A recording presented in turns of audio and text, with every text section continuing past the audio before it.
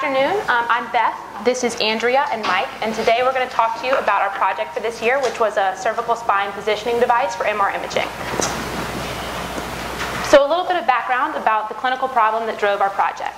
So there are some patients who have cervical spine or neck related symptoms such as pain, for who traditional MR imaging does not locate the source of their symptoms. So it's hypothesized that if you could take these patients and put them in the position that causes them the most pain and then image them in that configuration, you might actually be able to uncover the source of their pain that was not visible on a regular resting MRI. So if you look at the images on this slide, in the top left you can see a resting image. The stacked black squares are actually the vertebrae in the neck, you can see there. And then in the bottom image circled you can see the spinal cord. The same subject was actually turned so that their head and neck were to the side and imaged again, and you can see there's a pretty significant change in the way the anatomy appears for the same subject, just in a different position. So for our design, we decided to limit motion to rotation. So rotation would be if you had the top of your head still and then looked over one of your shoulders. We did this for two reasons. First, there's clinical data that links rotation of the head and neck to cervical spine symptoms. And second, this replicates a clinical diagnostic technique known as the Sperling maneuver. One of our main constraints in our design process was that it had to be MRI compatible. This meant that it actually had to both fit in the bore, and you can see the bore pictured here. These are the actual dimensions of the Siemens bore we were going to accommodate, and it also meant that it had to be compatible with the magnetic field of the MRI. Additionally, the other constraint that we faced was the neck coil. So the neck coil is an extra piece that actually locks into the headrest of the MRI, and it actually increases the resolution of images of the neck during MRI. And it actually fits pretty high and tight around the neck, coming up relatively close to the chin. So it placed a pretty significant size constraint on our design. So this brings us to our goals and objectives. So our goal was to develop a head positioning system. So this would actually be able to rotate the head and also be able to replicate this angle within 5 degrees. This broke down into two objectives. The first objective was to develop a rigid MR-compatible head positioning device. So this would actually be able to rotate and hold the head in position for the duration of a 17-minute scan. We chose a 17-minute scan because that's the amount of time it takes to actually image both the bone and the neural tissue in the neck. The second portion of the objective was to actually have an angle measuring mechanism. So this would be a separate portion of the design that would actually measure the angle of the head in rotation. So last fall, in order to come up with more precise specifications, we decided to do an anatomical study. We had 24 subjects and we measured various anatomical features. First, we had them lie in a resting position on their back and turn their head both over the left and the right shoulder, and we measured their range of motion. We also measured the circumference of each subject, the circumference of their head at the forehead, because that was the place that our device was actually going to interface with each of the subjects. So now I'm going to turn it over to Andrea, who's going to talk about how we took these numbers and made our specifications. So our first specification is the angle measuring capability of our device. And so we decided to have our device be able to replicate and be accurate to within 5 degrees. This number comes from the fact that clinically used tools only have a resolution of 5 degrees, and so we wanted to match that in our device. We also aimed for an 80-degree range of motion to both the right and the left. Again, this came from our anatomical study, which Beth just told you about. And the maximum any patient or any subject had was 80 degrees, so that's where that came from.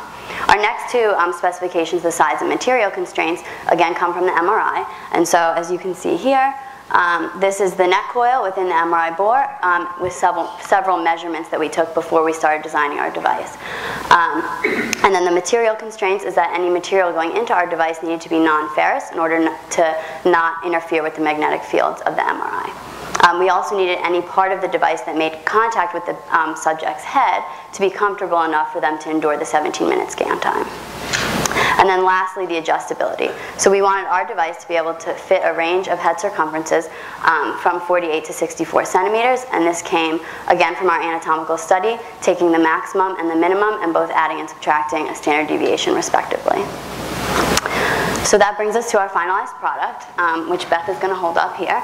And so you can see here pictures of it both with the neck coil in place. And so our device is the gray piece here. Again, you can see it. She's holding it up. And then this would be the neck coil again. So the part that says Siemens on it, that's the neck coil, which comes as part of the MRI. And so you can see it both with a subject in place and without a subject.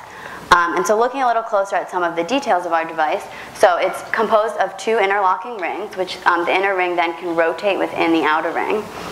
And so as you can see here, this PVC piece with the arrow is used to measure the angle, and the arrow indicates which side of the PVC piece is measuring the angle. And so in this picture, it would be about a 26-degree angle.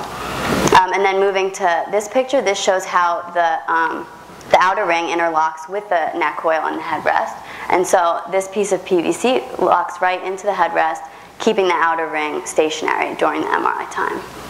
And then looking to this side, we have the inner air bladders. And so within the interior ring, there are 4 air bladders which can be inflated in order to accommodate a wide range of head sizes and also keep the device comfortable for the patient. And so you can see it inflated here and deflated here. And so now we're going to do a demonstration on Beth. She lost the...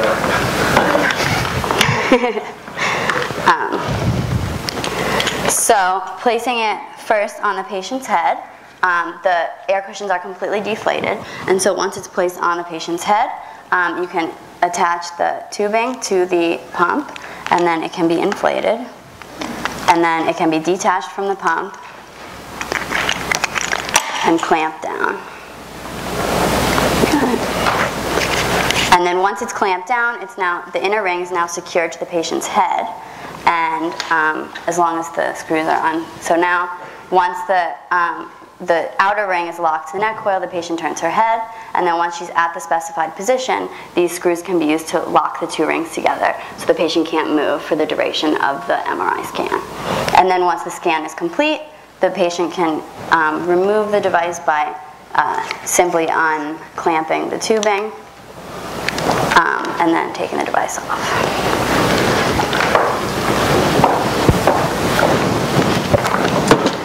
So now going into our evaluation, our first method of evaluation was to evaluate the angle accuracy. And this was done by using an external device. It's a compass-like angle indicator called the angle finder. And that was held up, and angles of 15 degrees to both the right and the left were measured with both our device and this external device, and then the difference was computed. And so as you can see, the average difference was 0.4 degrees, and the maximum difference was 0.8 degrees, which falls well within our 5-degree specification. I'm now going to turn it over to Mike to talk about the rest of our evaluation. Thanks, Andrea. In addition to the angle accuracy, we also wanted to measure the angle replication of the patient inside of our device. To do so, we wanted to measure the difference in angles of the patient's head in our device through multiple trials. So what this means is we would take the patient, put him in the device, turn him to a specified angle, snap a picture of it, and then have them get out of the device and go back in, and then snap another picture in the same angle to see the replicability of our device within the inner head ring. For this analysis, what we did was we took pictures from the same location. We drew a dot on the subject's head and measured it in relation to the center of our device circle. Often the camera was not always exactly in the same place, so what we needed to do was use reference points here to essentially zero any movement in the camera. And as you can see, our results over here show that a maximum of 4.43 degrees in 2 different tests and an average of 2.46 degrees of angle replicability, which falls within our 5-degree range. Additionally, our other evaluation methods included the size and material of our device. As Andrea mentioned, we needed our device to be non-ferrous in order to not interfere with the magnetic field of the MR. Additionally, we wanted our device not to spatially interfere with the inner bore of the MR or the neck coil. And this is a picture of our device inside of the MR machine. As you can see, does not interfere in any way in any conformation that you put it.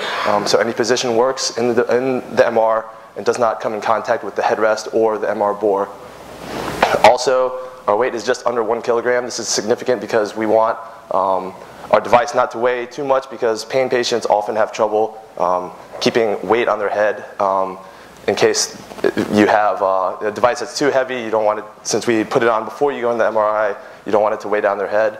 Additionally, we have our device fitting a maximum head circumference of 61 centimeters and a minimum of 44.5 centimeters. As you can see, we have 8 specifications that we initially wanted to meet. We met 7 of these, including the angle accuracy, replication, range of motion, our materials, like I mentioned, the size, the comfort. Subjects were able to wear this device for 17 minutes with no added discomfort. And our cost, we were able to come in under half of our allotted budget. The only one specification that we were unable to meet was the range of head circumferences. As mentioned before, we wanted to fit a maximum of 64 centimeters in circumference, but we were only able to do 61 centimeters. And that brings us to our future recommendations. As I mentioned, we wanted our device to accommodate a wider range of head sizes. There was a trade-off between making our device bigger and being able to fit in the headrest itself. The only real way to make our device fit a larger range of head sizes was to thin out the materials, which would make it less rigid and possibly not be able to support different forces exerted on our device. So we chose to limit the range to slightly smaller so we were able to make sure that it didn't fail in our testing. Additionally, we wanted to possibly add more degrees of freedom. Right now we are only doing a rotation. We would like to potentially do flexion and extension, which is moving forward and backwards. And finally, we would like to possibly streamline the inflation system. As I mentioned, the weight is an important factor, and any way to reduce the weight would be an advantage in our device.